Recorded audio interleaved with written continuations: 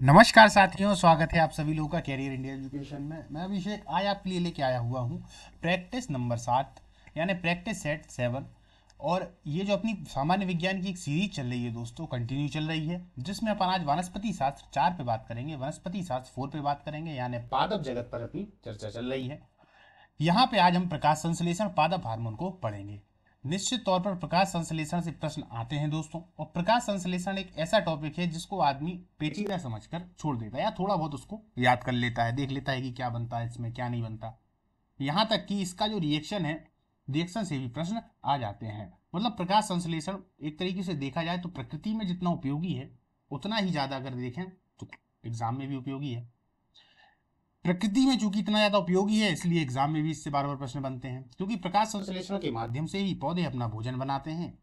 और भोजन पौधे जब बनाते हैं, क्योंकि भाई कोई भी इस पृथ्वी पे, चाहे इस प्रकृति पे अगर रह रहा है, तो सरवाइव करने के लिए उसको भोजन की आवश्यकता तो चाहिए ही, चाहे हम मानव हो, चाहे जीव जंतु हो, चाहे पेड़ पौधे हों। तो पेड़ पौधों में प्रकाश संश्लेषण की ये जो क्रिया है किस तरीके से होती है, चलिए अपन चलते हैं इस मजेदार टॉपिक पर। जो लोग टेलीग्राम से नहीं जुड़े हुए हैं वो लोग टेलीग्राम से जुड़ जाएं दोस्तों, क्योंकि पीडीएफ उनको वहीं पर प्राप्त होने वाली है। जैसा कि मैं अपनी हर क्लास में करता हूं दोस्तों, सबसे पहले मैं कॉन्सेप्ट पे ध्यान देता हूं। सबसे पहले मैं नींव को पकड़ता हूं कि आप नींव को अच्छे से पकड़ लें तो घर तो उस पर अपने आप बन ही जाएगा। ऐसा नहीं है कि एक क्वेश्चन एक जगह से याद कर लिए, दूसरा दूसरी जगह से याद कर लिए और सोच लिया कि हो गई तैयारी। तो बहुत सारे क्वेश्चन भी छूट जाते हैं, और जो एक दो क्वेश्चन आपने याद करे हैं वो भी याद नहीं रहते प्रेशर के चक्कर में जब आप बैठते हैं वहां पढ़ने के लिए। इसलिए कंसेप्ट को बहुत अच्छे से समझ लें। फिर क्वेश्चन कोई सा भी आ जाए, आपको नहीं भी आ रहा होगा ना और आपने कंसेप्ट समझा है, तो भी ये संभावना है कि 95% आप सही लगा आएंगे। ठीक है, तो उसी कंसेप्ट के चलते हुए अपन इसको करते हैं। तो देखते हैं प्रकाश संश्लेषण। देखिए अपन ने किस किस को देखा, प्रकाश संश्लेषण, पादप हार्मोन। पादप हार्मोनों को अपन इसके बात करेंगे। सबसे पहले प्रकाश संश्लेषण पर चर्चा कर लेते हैं। प्रकाश संश्लेषण को ही इंग्लिश में फोटोसिंथेसिस कहा जाता है। प्रकाश संश्लेषण अगर देखा जाए तो नॉर्मल इसमें कार्बन डाइऑक्साइड और पानी ये आपस में मिलते हैं, साथ साथ में प्रकाश आएगा और क्लोरोफिल आएगा। सबसे महत्वपूर्ण है दोस्तों क्लोरोफिल। आज आप लोग समझेंगे कि क्लोरोप्लास्ट और क्लोरोफिल में क्या अंतर है। दरअसल क्लोरोप्लास्ट में ही क्लोरोफिल पाया जाता है, इसीलिए दोनों को बोलते समय एक जैसे बोल दिया जाता है, पर दोनों में बेसिक सा अंतर है, वो भी अपन देखेंगे आगे। तो कार्बन डाइऑक्साइड और पानी यानी जल यानी H2O, इन दोनों के साथ में प्रकाश और क्लोरोफिल की उपस्थिति में कार्बोहाइड्रेट का निर्माण होता है। C6H12O6 इसका निर्माण होता है, इसी को हम कार्बोहाइड्रेट कहते हैं। आपको जानकारी के लिए बता दूं, आप जो नाम सुनते हैं ग्लूकोज, फ्रक्टोज, सुक्रोज, माल्टोज, ये सभी के सभी कार्बोहाइड्रेट ही होते हैं। बस कार्बोहाइड्रेट का ही परिवर्तित रूप आगे चलकर दूसरे नामों से पुकारा जाने लगता है, लेकिन इनकी जो बेसिक संरचना है, बेसिक स्ट्रक्चर है, वो यही होता है कार्बोहाइड्रेट। ये हमेशा 1-2-1 के अनुपात में ही होते हैं। कार्बोहाइड्रेट जितना हमारे शरीर के लिए आवश्यक है, उतना ही पौधों के लिए भी आवश्यक है, और वो इसी को बनाने के लिए प्रकाश संश्लेषण की क्रिया करते हैं। ये प्रकाश संश्लेषण की क्रिया कहाँ होती है, अब अपन यहां से अपनी पूरी कहानी को स्टार्ट करते हैं दोस्तों। जैसा कि मैंने आप लोगों को बताया कि CO2, H2O, प्रकाश मिल गया, क्लोरोफिल मिल गया, ये चार चीजें जब मिल जाएंगी तो कार्बोहाइड्रेट का निर्माण हो जाएगा। ऑक्सीजन बाहर निकलेगी जिसको हम लोग लेते हैं, क्लियर। और H2O बाहर निकलेगा, यानी कि पानी भी बाहर निकल जाता है।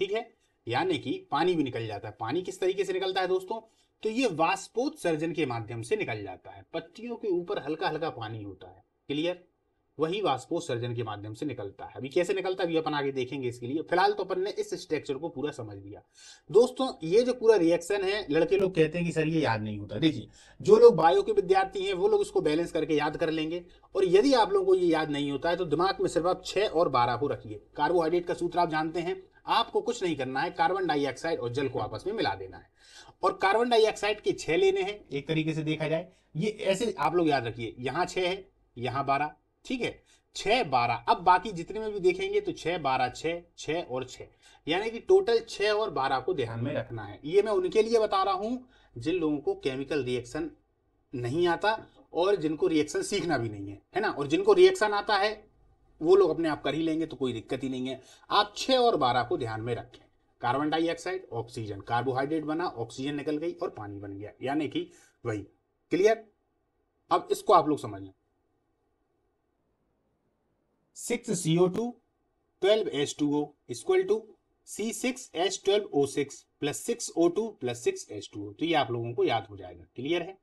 ऐसा ही होता है आक्सी और अनाक्सी श्वसन में। उसका जो एक तरीके से देखा जाए उसकी संरचना थोड़ी सी चेंज हो जाती है, होता उसमें भी इसी तरीके से। अब ये तो हो गया पूरा अपना केमिकल रिएक्शन। अब ये बनता कैसे है दोस्तों, उस पर अपन चर्चा करते हैं, जहां से प्रश्न ज्यादा पूछे जाते हैं। ऊपर ऊपर जो प्रश्न पूछेगा वो तो है ही। अब सबसे पहला ही प्रश्न पूछेगा कि क्या भैया प्रकाश संश्लेषण रात में हो सकता है? तो बिल्कुल नहीं होता। रात में यहाँ पर कट्टिस लगा दिया गया है, देख लीजिए, नहीं होता। यह केवल और केवल दिन में ही होता है, क्योंकि भाई प्रकाश चाहिए ना, तो ये दिन में होता है। ये दो तरीके से होता है, एक होता है धूप में और एक होता है प्रकाश में। अब आप कहेंगे सर धूप और प्रकाश ये अलग अलग है क्या? नहीं, ये अलग अलग नहीं है। धूप का ही छोटा रूप प्रकाश होता है, धूप का ही छोटा रूप प्रकाश होता है। कैसे? धूप को यदि हम देखेंगे तो धूप को हम क्या बोल देते हैं, जो कड़क धूप हो गई, बहुत ज्यादा है, तो उसको हम बोल देते हैं धूप। ये होता है आउटडोर प्लांट में। आउटडोर प्लांट का मतलब जो घर से बाहर लगे हुए होते हैं। अधिकतम पेड़ जो हैं वो घर से बाहर ही होते हैं। बड़े बड़े पेड़ों को देख लें, बरगद, आम, नीम वगैरह, तो ये आउटडोर प्लांट कहलाते हैं। यहाँ पर कड़ी धूप की आवश्यकता पड़ती है। इनको आप घर में नहीं उगा सकते। आप सोचेंगे यार मैं एक काम करूं, इमली का पेड़ अपने घर पे उगा लूं, तो उगा लेंगे क्या? नहीं उगा पाएंगे। और एक होता है प्रकाश में, यानी कि बाहर धूप हो लेकिन प्रकाश अंदर लाइट आती रहे, इसको बोलते हैं इंडोर प्लांट। क्या बोलते हैं दोस्तों? Indoor plant. तो इंडोर प्लांट में देखा जाए तो जैसे कि मनी प्लांट आप लोगों ने देखा हुआ है, छोटे छोटे फूल के पौधे देखे होंगे, या छोटी छोटी घास टाइप के पौधे होते हैं जो लोग घर पे सजाने के लिए रख लेते हैं। यदि इनको प्रकाश में भी नहीं रखें तो प्रकाश से जो लाइट आती है ना घर पे थोड़ी थोड़ी, उससे ये प्रभावित हो जाते हैं और अपना भोजन बना लेते हैं। तो यहां से दो चीजें क्लियर हुई, आउटडोर और इंडोर। क्लियर? एक धूप में और एक प्रकाश में। प्रश्न आता है इसीलिए बता दिया।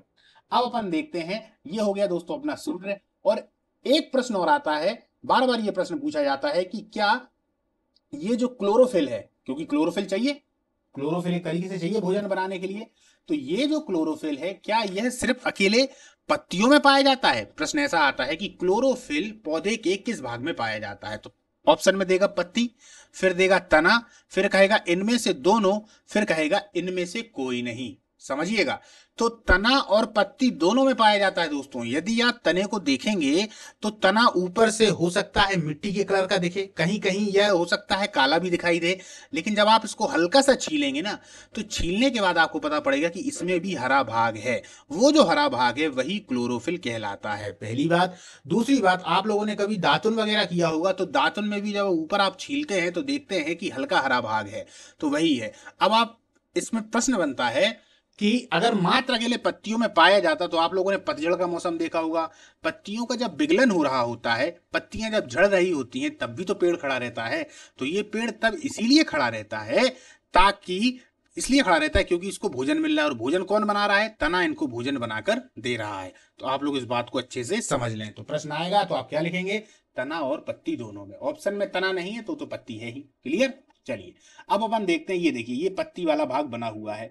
इस पत्ती को अगर आप गौर से देखेंगे तो इसमें दो प्रकार की संरचनाएं पाई जाती हैं जिनका मुख्यतः काम होता है। ये जो गोले देख रहे हैं जिनके अंदर कुछ नहीं है, जिनके अंदर कुछ नहीं है, इसको हम बोलते हैं रंध्र। क्या बोलते हैं? रंध्र। ये रंध्र है दोस्तों, इसको हम रंध्र बोलते हैं। रंध्र को इंग्लिश में स्टोमेटा कहा जाता है। क्या कहा जाता है? स्टोमेटा। एक दूसरी और संरचना है जिसको मैंने पूरा ब्लैक कर दिया है, ब्लू है।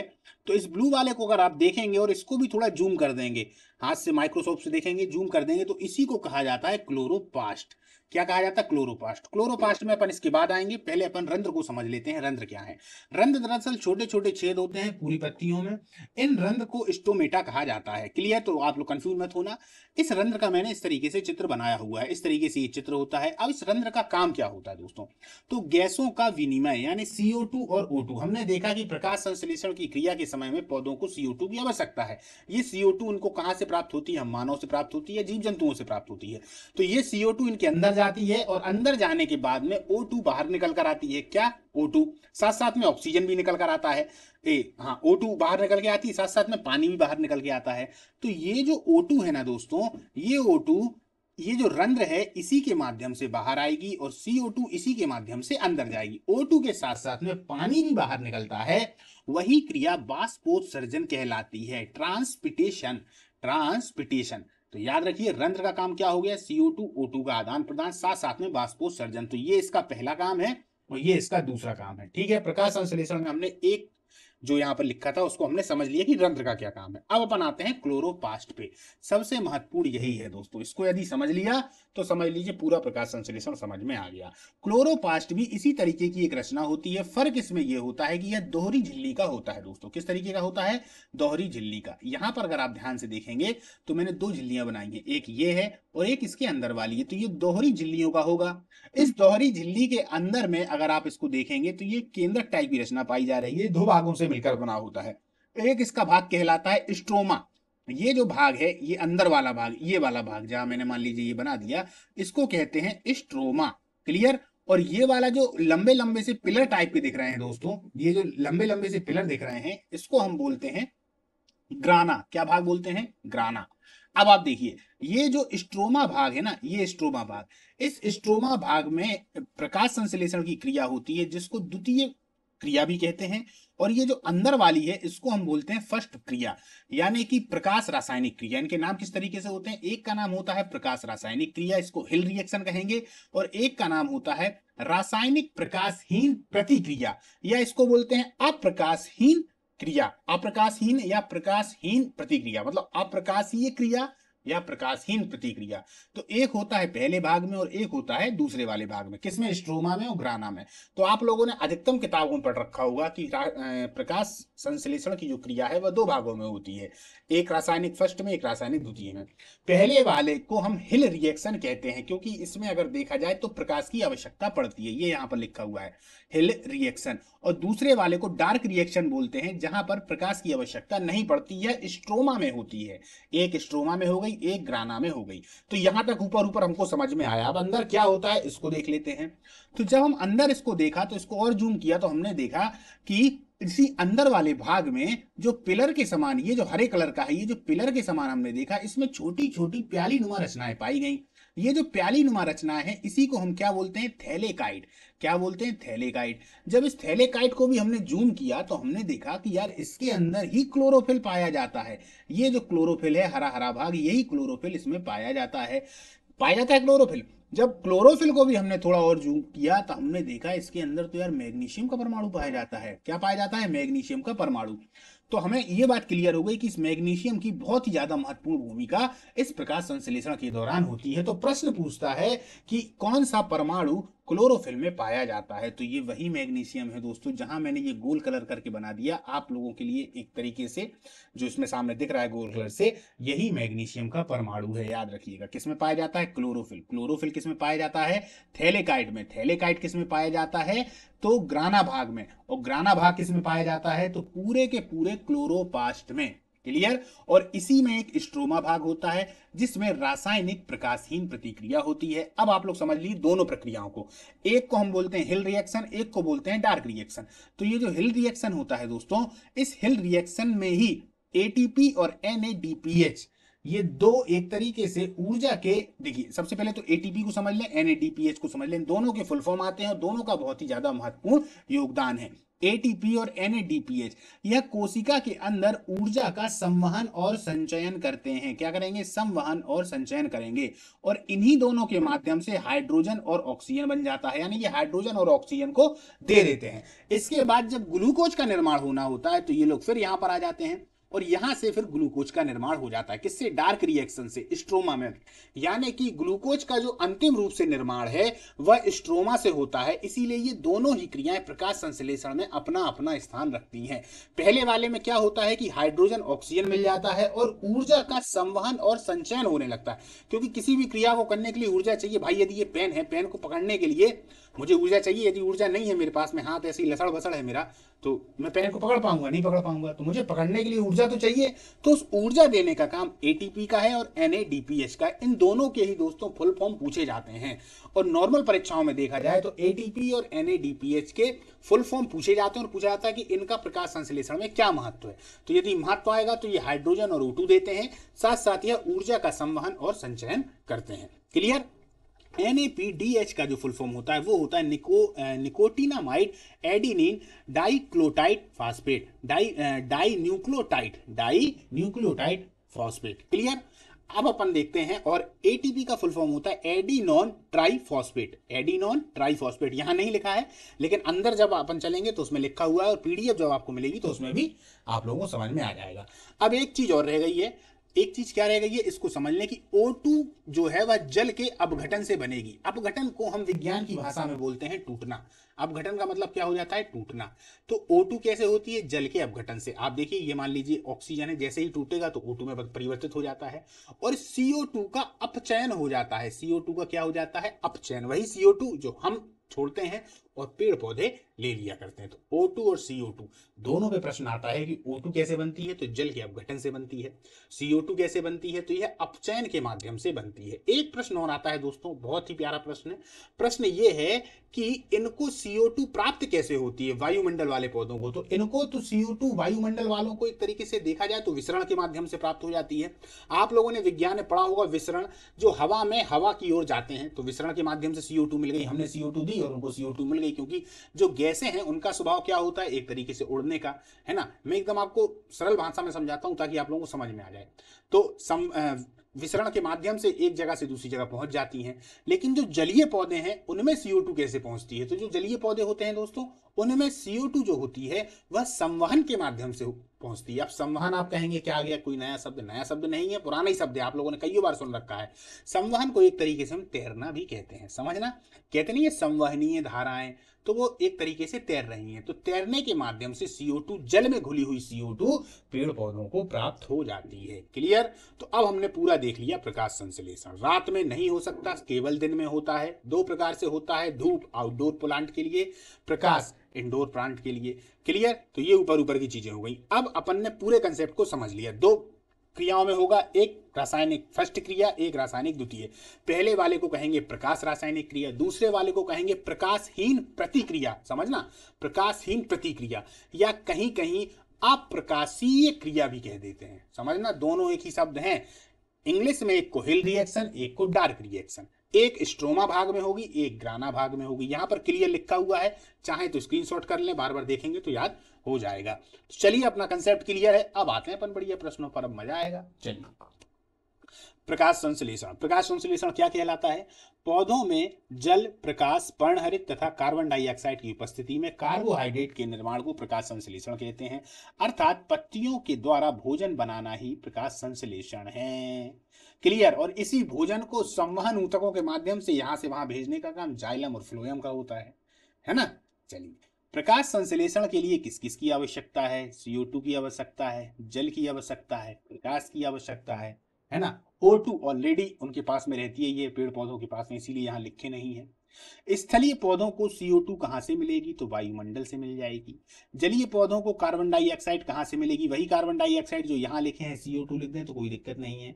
तो जल में घुली हुई कार्बन डाइऑक्साइड से। क्लियर? और कैसे मिलती है एक तरीके से देखा जाए तो संवहन के माध्यम से। किसके? संवहन के माध्यम से। हालांकि ये प्रश्न भी आएगा आगे। पत्ती की कोशिकाओं में जल किस तरीके से पहुंचता है? तो परासरण विधि के द्वारा।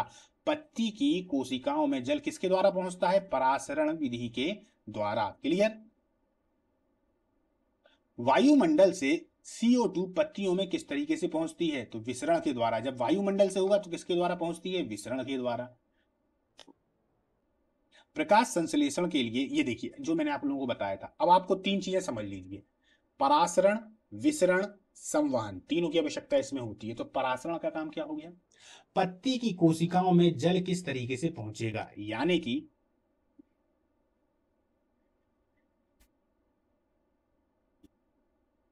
मान लीजिए ये है, ये पत्ती है, पत्तियों में जल चाहिए, तब यहां से मान लीजिए जल चढ़ेगा तो यह परासरण विधि के द्वारा पहुंचेगा। क्लियर? अब आगे चलते हैं। वायुमंडल से CO2, मान लीजिए ये पत्ती है। बार बार प्रश्न आता है दोस्तों, इसीलिए मैं इसका चित्र बना के आप लोगों को बता रहा हूं, ताकि अब विसरण और संवहन और परासरण में कंफ्यूज ना हो जाए, सॉरी। वायुमंडल से CO2, मान लीजिए ये CO2 है। अब यदि ये वायुमंडल से आएगी तो सीधे सीधे वायु से वायु में आ गई, सीधे सीधे इनको मिल जाएगी, तो ये क्या हो जाता है? ये हो जाता है विसरण। क्लियर? अब यही मान लीजिए जल में लगा हुआ पौधा है, ये है जल में लगा हुआ, तो जल में ही घुली जो CO2 है वह तैर तैर के ऐसी तरीके से आएगी और इन्हीं के माध्यम से इनमें चली जाएगी, तो उसमें हम संवहन के माध्यम से कह देते हैं। क्लियर? अब देखिए यहां पर प्रकाश संश्लेषण के लिए आवश्यक जल पौधों की जड़ों के द्वारा उपयोग में किया जाता है एवं प्रकाश संश्लेषण के द्वारा निकलने वाली ऑक्सीजन इस जल के अपघटन से प्राप्त होती है। अपन ने शुरुआत में ही देखा था, अगर आप यहाँ देखेंगे तो ये देखिए जल के अपघटन से O2 प्राप्त हो जाती है। क्लियर? चलिए, क्लोरोफिल कहाँ पाया जाता है? वेरी इंपॉर्टेंट प्रश्न, इसलिए क्योंकि आप सिर्फ पत्ती लगा के आएंगे और मैंने बताया है पत्ती और तनु दोनों में, तो याद रखिएगा तने को भी खरोचेंगे, हरा हरा निकलेगा तो उसमें भी पाया जाता है। अब क्लोरोफिल के कितने भाग होते हैं? तो 4 भाग होते हैं दोस्तों।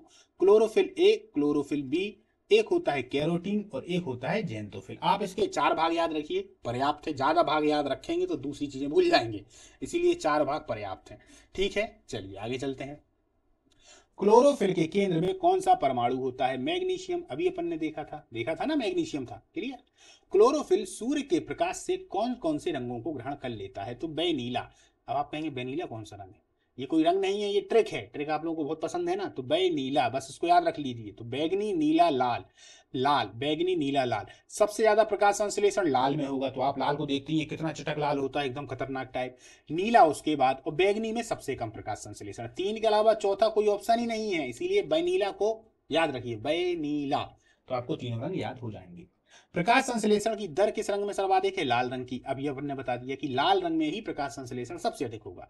प्रकाश संश्लेषण की क्रिया को हम और क्या कहते हैं? तो यह अपचयन और उपचयन की क्रिया है। शुरुआत में ही अपन ने बताया, जल का अपचयन ऑक्सीजन के बनने में, यानी जल का उपचयन ऑक्सीजन के बनने में, यानी कि अपघटन। समझना, उपचयन अपघटन एक ही बात है। तो जल का उपचयन या अपघटन ऑक्सीजन के बनने में, और CO2 का अपचयन ग्लूकोज के बनने में हो जाता है। क्लियर? ग्लूकोज के बनने में। ग्लूकोज यानी वही क्या? कार्बोहाइड्रेट। चलिए, प्रकाश संश्लेषण की क्रिया की कितनी अवस्थाएं होती हैं? तो दोस्तों 2 अवस्थाएं होती हैं। ये वही हैं जिनको अपन ने अच्छे से समझ लिया है। अब यहाँ आपको कोई समस्या नहीं आने वाली। एक होगा प्रकाश रासायनिक क्रिया, एक होगा रासायनिक प्रकाशहीन क्रिया। इसी को ही अप्रकाशीय क्रिया भी कह देंगे, अप्रकाशीय क्रिया। देखिए दोस्तों, मैं आपको एक चीज क्लियर कर दूं, ये मेरे लिए भी पहले समस्या आती थी, पर जब डीपली पढ़ा तो समस्या नहीं आई। आप लोगों को पता है कहाँ समस्या आती होगी? आप लोगों का मन तो बहुत होता होगा विज्ञान को पढ़ लेने का, याद कर लेने का, पर आप लोग कंफ्यूजन में आ जाते होंगे इनके शब्दों को लेकर। शब्दों को लेकर कैसे? जैसे ग्लूकोज आ गया, कार्बोहाइड्रेट आ गया। तो यदि आप लोगों का कंसेप्ट ये क्लियर नहीं है कि ग्लूकोज को ही कार्बोहाइड्रेट कहते हैं, तो विश्वास मानिए बार बार आप गलत करेंगे। हमेशा कंफ्यूजन, या कार्बोहाइड्रेट बना था कि ग्लूकोज बना था, दोनों एक चीज है। यदि आप लोगों का ये कंसेप्ट क्लियर नहीं है कि जीन को ही डीएनए कहते हैं और डीएनए को ही गुणसूत्र कहते हैं, तो आप सोचेंगे जीन कहाँ से आ गया, डीएनए कहाँ से आ गया, अरे यार अभी तो पढ़ा था मैंने कि यार गुणसूत्र था, ये जीन कहाँ से आ गया। तो ये समस्याएं आएंगी। तो ये समस्याओं के लिए सबसे बेस्ट ये है कि थोड़ा अगर आप लोग एक बार शुरुआत, कंसेप्ट क्लियर है अगर बचपन वाले, तो कोई दिक्कत नहीं है। बचपन से मेरा 9th 10th 11th 12th अच्छे से किया हुआ है, तो कोई दिक्कत नहीं है। लेकिन यहाँ पर यदि थोड़ी बहुत गड़बड़पन ने कर दी है तो ये फिर हमेशा समस्या देते हैं। मैं आपको अपनी भी एक बता दूं, देखिए जहाँ गलत होता है तो मैं हमेशा बताता हूँ। मेरे संग में एक समस्या हमेशा रही, और आप लोग भी बहुत हंसेंगे। आप लोगों ने सुन रखा होगा गलनांक और क्वथनांक, है ना? ये केमिस्ट्री में आता है, दूसरे अध्याय में ही आना स्टार्ट हो जाता है। तो जैसे हम पदार्थ की संरचना देखते हैं तो उसके बाद गलनांक क्वथनांक आता है। तो गलनांक क्वथनांक को मैंने अपने समय में भी नहीं समझा था, जब मैं अपने समय पर था 10th क्लास में। हालांकि ये 8वीं 9वीं से शायद उस समय आ गया था, 2006 में मैंने 10th की थी। तो उस समय मैंने गलनांक और क्वथनांक को नहीं समझा। अब जब मैंने गलनांक और क्वथनांक को नहीं समझा, तो आज भी मैं आपको सही बता दूं कि मैं उसको सिर्फ एक ट्रिक से ही करके जाता हूँ। जैसे कभी पेपर ही पर देना वगैरह होता हो, तब तो पेपर देते नहीं है, बहुत पहले की बात है। तो हमेशा ट्रिक से करके जाता था। उसको कितना भी सर ने समझाने की कोशिश की, लेकिन वो कभी समझ में आया ही नहीं। बहुत सारे कंसेप्ट हालांकि बाद में क्लियर हुए, जैसे कि एक कंसेप्ट था जीवाणु। तो जीवाणु को मैंने हमेशा अगर देखा जाए तो जंतु ही समझा है, मतलब जीव ही समझा था। लेकिन बाद में ये जाके पूरी क्लियर हुई बात, नहीं भाई वो तो पादप जगत का है।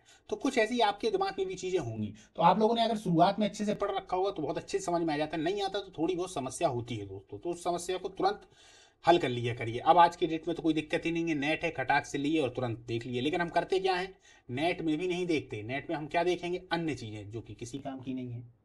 हम नेट में क्या देखेंगे? हम सोचेंगे थोड़ा व्हाट्सअप चला लें, थोड़ा सोचेंगे इंस्टा चला लें, लेकिन उनसे कोई मतलब नहीं है। आप जब भी जो पढ़ें और अगर आपको क्लियर नहीं है तो विश्वास मानिए उसको उसी समय देख लें। यदि आप उस समय नहीं देख पाए तो आपके दिमाग को एक आदत हो जाएगी, वो हर बार आपसे यही कहेगा। जब भी कोई चीज़ आएगी तो वो सोचेगा यार इसको बाद में देख लेंगे, कोई दिक्कत नहीं।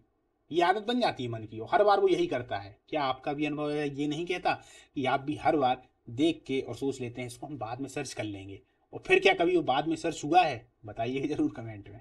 चलिए आगे चलते हैं। प्रकाश रासायनिक, इस क्रिया को देखते हैं। यह क्रिया क्लोरोफिल के ग्रेना भाग में संपन्न होगी। प्रकाश रासायनिक, फिर से पीछे आ जाओ, ये हो गई, ये हो गया ग्राना भाग। इस ग्राना भाग में संपन्न होती है। थैलेकाइट होता है, क्लोरोफिल होता है, मैग्नीशियम होता है, और इसी में यदि देखा जाए तो इसको हिल रिएक्शन भी कहते हैं क्योंकि प्रकाश की उपस्थिति में है। चलिए वहीं आ जाइए फिर से। यह क्रिया क्लोरोफिल के ग्रेना भाग में संपन्न होती है, इसे हिल क्रिया कहेंगे। इस प्रक्रिया में जल का अपघटन होकर हाइड्रोजन आयन और इलेक्ट्रॉन बनता है। फिर से आ जाइए पीछे, तो हमने क्या बताया था, एटीपी NADPH दोनों के माध्यम से हाइड्रोजन और O2 देते हैं। क्लियर हो गया। चलिए फिर से आ जाइए। जल के अपघटन के लिए ऊर्जा प्रकाश से मिलती है। इस प्रक्रिया के अंत में ऊर्जा के रूप में, वह जो ऊर्जा प्रकाश से मिली, ऊर्जा के रूप में ATP यानी एडेनोसाइन ट्राइफॉस्फेट एवं NADPH nicotinamide adenine nucleotide phosphate, clear, di nucleotide phosphate निकलता है, जो रासायनिक प्रकाशन प्रक्रिया संचालित करने में मदद करता है। इन दोनों के फुल फॉर्म आते हैं दोस्तों, याद रखिए। कभी कभार ये जो NADPH वाला है ये बोलने में इतनी जल्दी नहीं निकल पाता है ना।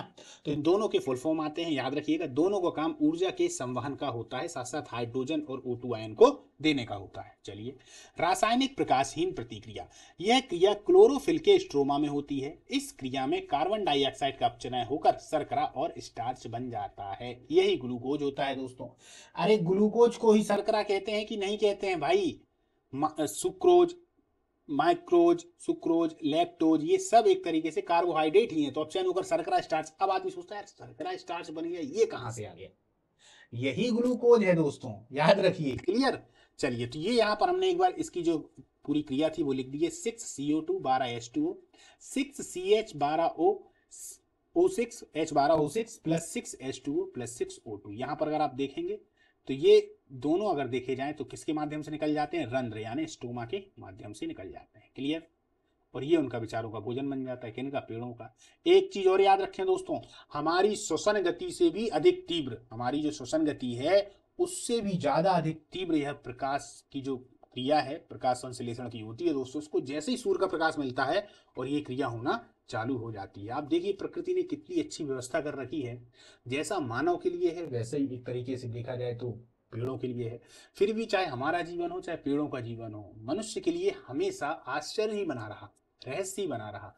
और निश्चित तौर पर ये जब तक रहस्य बना रहेगा तब तक ये आश्चर्य भरा ही रहेगा।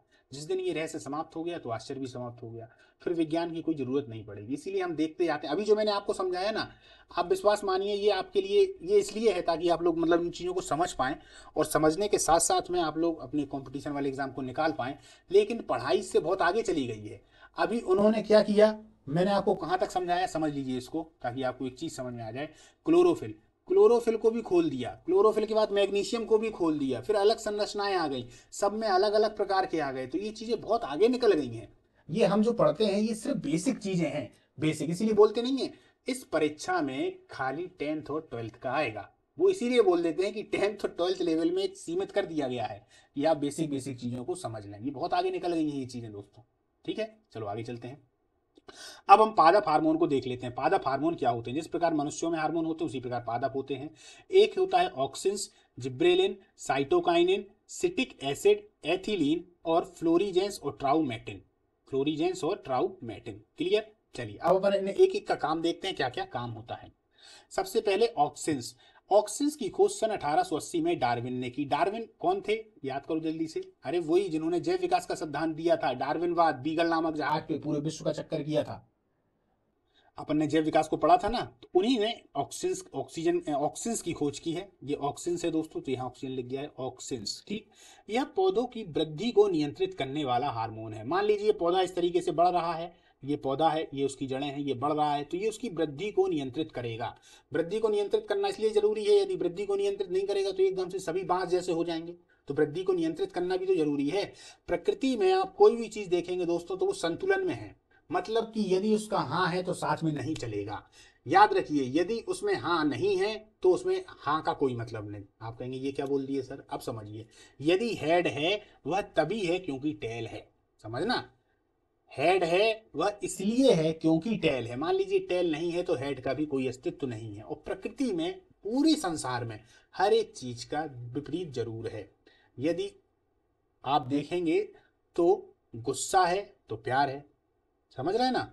तो ऐसे ही प्रकृति में हर एक चीज, लंबाई है, लंबाई उसी की तो होगी जिस जो नीचे होगा। मान लीजिए लंबाई हम कब कहेंगे, ये पेड़ है, ये लंबा कब है, क्योंकि ये विपरीत में कहीं ना कहीं छोटा भी तो है, ये नहीं है तो कोई दूसरा है, लेकिन है तो तभी तो लंबा है।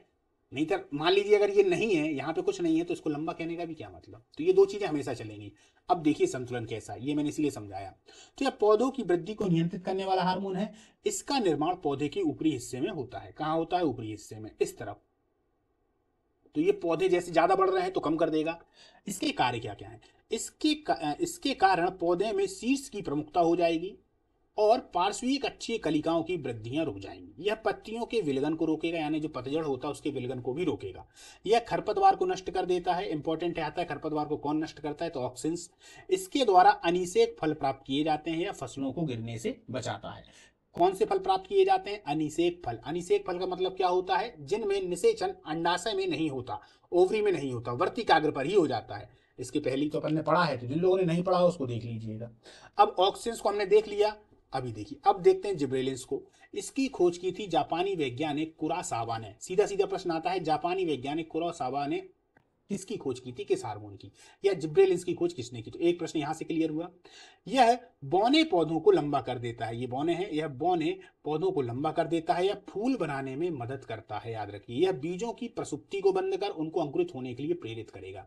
मान लीजिए ये बीज है छोटा सा, अब ये चुपचाप एकदम पड़ा है जमीन में, तो ये उसके पास में जाएगा, बार बार खंगोलेगा, अबे उठ उठ उठ, क्यों नहीं रहा है, तो ये बार बार उसके लिए परेशान करेगा, जल्दी से हो जा। तो ये इसका कार्य है, मैंने प्रसुप्ति को बंद। प्रसुप्ति का मतलब क्या होता है, प्रसुप्ति का मतलब है कि आदमी सुस्त पड़ा हुआ है। तो इसी प्रकार बीज सुस्त पड़े हुए हैं, तो उनको उठाने का काम किसका है, जिब्रेलिंस का। और जब उठा देगा तो कहेगा अब चल अंकुरण निकल जा, तो वो अंकुर निकल जाता है उनका।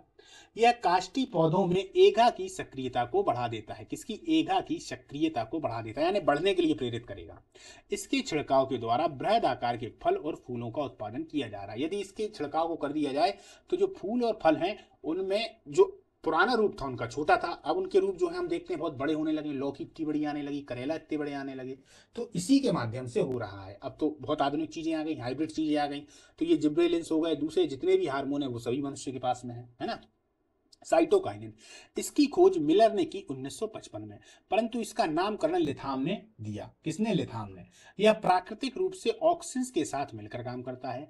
ऑक्सीजन की उपस्थिति में कोशिका विभाजन और विकास में मदद करता है, साथ साथ यह जीर्णता को भी रोकता है। किसको, जीर्णता को रोकता है। यह आरएनए और प्रोटीन बनाने में सहायक है। दोस्तों, प्रोटीन कितना जरूरी है, प्रोटीन जितना पौधों के लिए है उतना हमारे लिए भी जरूरी है। तो यह आरएनए को तो बना ही रहा है, साथ साथ में प्रोटीन को भी। यह बौने पौधों को लंबा कर देता है। याद रखिएगा, साइटोकाइनिन क्या करेगा, जो भी बौने, नाटे, गांठे, जितने भी छोटे छोटे पौधे हैं उनको लंबा करने का काम करेगा। इसी के विपरीत पहला वाला था जो कि लंबाई को रोक रहा था। मैंने कहा था ना, एक की विपरीत दूसरी चीजें बनेंगी।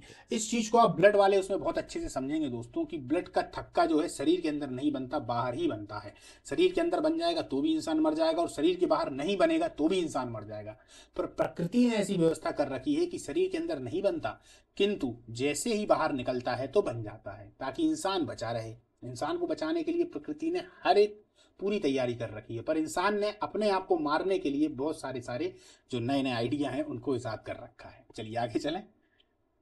एब्सिसिक एसिड, इस हार्मोन की खोज पहले 1961-65 ईस्वी में कांस एवं एडिकोट ने, बाद में वियरिंग ने भी इसको खोज लिया। यानी तीनों जनों का नाम आता है। शुरुआत में देखा जाए तो कॉन्स और एडिकोट ने, ये कॉर्न्स हैं, कॉर्न्स।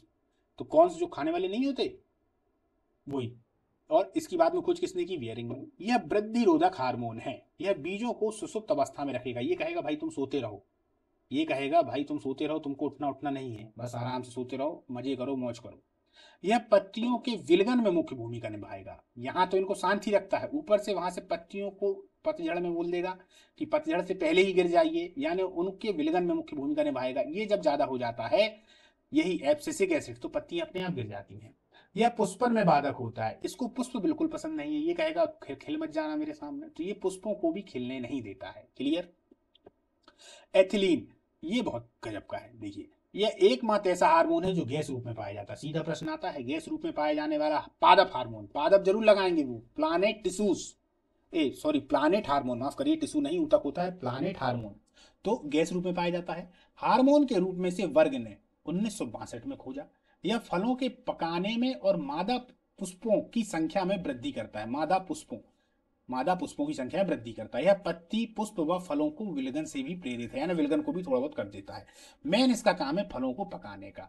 अब आप समझ लीजिए कि एथिलीन के द्वारा फल पकते हैं, और यदि एसिटिलीन हो तो वह नॉर्मल रूप से मनुष्य पकाता है, तो इसमें कंफ्यूजन हो जाता है आदमी। हालांकि एथिलीन और एसिटिलीन को साथ में नहीं देते हैं वो लोग, लेकिन फिर भी अगर आ जाए तो आप लोग एसिटिलीन पे ही लगाना, जो मनुष्य पकाता है सिंथेटिक रूप से, कृत्रिम रूप से। प्राकृतिक रूप से जो पकेगा तो वह एथिलीन के कारण पकेगा, और हम जब पकाएंगे तो वो एसिटिलीन होता है। लेकिन उसमें होगा क्या कि जो जो एक तरीके से देखा जाए, आम को देखें, किसी को देखें, तो अच्छे से पक नहीं पाते। जो प्राकृतिक रूप से पकता है उसमें शर्करा ज्यादा होती है, वो ज्यादा मीठे लगते हैं, साथ साथ में स्वादिष्ट ज्यादा लगते हैं, है ना। और जो इन केमिकलों के द्वारा पकाए जाते हैं, तो मान लीजिए शर्करा उसमें ज्यादा होगी तो इतना मीठा होगा कि ज्यादा मजा नहीं आएगा। तो हर चीज सीमित मात्रा में चाहिए ना। चलिए, फ्लोरीजेंस, यह पत्ती में बनते हैं लेकिन फूलों के खिलने में मदद करते हैं। इसको याद करने में भी समस्या नहीं आएगी, नाम ही फ्लोरीजेंस है। फ्लोरीजेंस, फ्लोर, फूल, फूल खिल गया, तो याद रखिएगा। बनते कहाँ है? पत्तियों में, याद रखिए। और खिलने में क्या मदद करते हैं? फूलों के। इसे फूलों खिलाने वाला हार्मोन भी कहते हैं। सीधा सीधा प्रश्न आता है, फूल खिलाने वाला हार्मोन फ्लोरीजेंस। ट्राउमेटिन, यह एक प्रकार का डाई कार्बोक्सिलिक अम्ल है, एसिड है, डाई कार्बोक्सिलिक। इसका निर्माण घायल कोशिका में होता है, जिससे पौधों के जख्म भर जाते हैं। डॉक्टर वाला हार्मोन, पौधों के डॉक्टर वाला हार्मोन किसको कहते हैं? तो वो कहते हैं ट्राउमेटिन को। किसको? ट्राउमेटिन को। ट्राउमेटिन को कैसे याद करेंगे? इसका ट्रिक, अगर इसका ट्रिक बनाएंगे तो आप ऐसे बना लीजिए। बार बार ट्राई कर रहे थे, क्या ट्राई कर रहे थे? पट्टी बांधने की, लेकिन उसका खून नहीं रुक रहा था। ठीक है, किसका? पेड़ का। पेड़ में तो हालांकि निकलता नहीं है, लेकिन इस तरीके से आप बना सकते हैं ना। तो इस तरीके से बना लेंगे तो काफी बढ़िया हो जाएगा। तो चलिए दोस्तों, आज की जो अपनी क्लास है उसको अपन समाप्त करते हैं। और आप लोगों को कैसा लगा क्लास में? मजा आया कि नहीं आया? और आप लोगों की चीजें जो है वो क्लियर हुई कि नहीं हुई? बहुत सारे ऐसे पुराने वो होंगे कंसेप्ट जो क्लियर नहीं हो पा रहे होंगे, लेकिन इस क्लास के बाद बहुत सारे कंसेप्ट क्लियर हो गए होंगे। चलिए, इसका पीडीएफ जो है वो हम टेलीग्राम पर डाल देंगे, तो उसको आप लोग देख लीजिएगा, है ना। नमस्कार।